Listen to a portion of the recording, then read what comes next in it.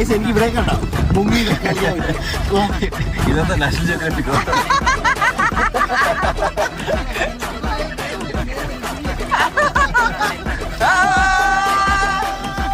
നമസ്കാരം.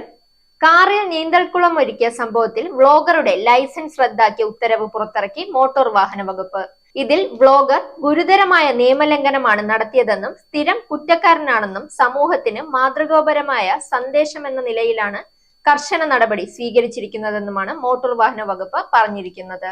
വ്ളോഗർ കലവൂർ സ്വദേശി TS Sanju അമ്പലപ്പുഴയിലെ enforcement RTO ഓഫീസിൽ നേരിട്ടെത്തി ഉത്തരവ് കൈപ്പറ്റി.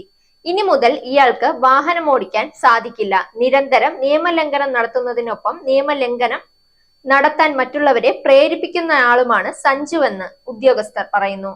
പ്രായപൂർത്തിയാകാത്ത ആളെ കൊണ്ട് വാഹനം ഓടിപ്പിച്ചതിന് കോടതി നടപടികൾ മുൻപും ഇയാൾക്ക് നേരിടേണ്ടി വന്നിട്ടുണ്ട്.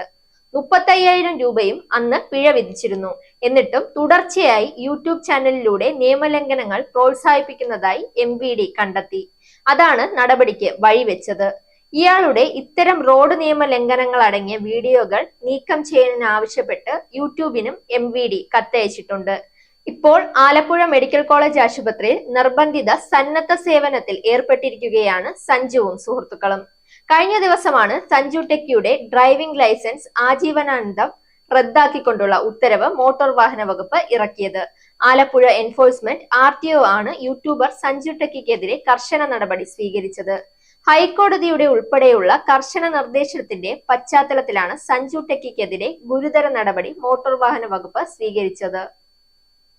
അറിവില്ലായ്മ കൊണ്ട് സംഭവിച്ചതാണെന്നും ഇനി ഇത്തരത്തിലുള്ള തെറ്റുകൾ ആവർത്തിക്കില്ലെന്നും സഞ്ജു നൽകിയ വിശദീകരണത്തിൽ പറഞ്ഞിരുന്നു.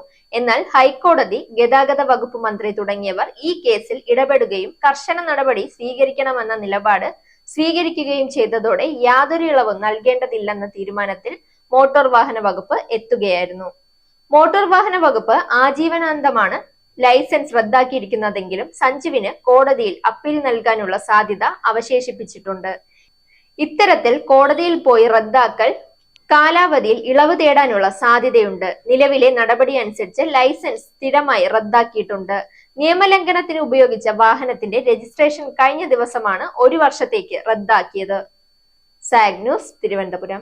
നേരിന്റെ വാർത്തകൾ നിങ്ങളുടെ വിരൽത്തുമ്പിലെത്താനായി സാഗ് ന്യൂസ് ചാനൽ സബ്സ്ക്രൈബ് ചെയ്തും ഷെയർ ചെയ്തും ഒരു ശരിയായ മാധ്യമ നിലപാടിനൊപ്പം നിൽക്കാൻ ഞങ്ങൾ നിങ്ങളെ ക്ഷണിക്കുന്നു.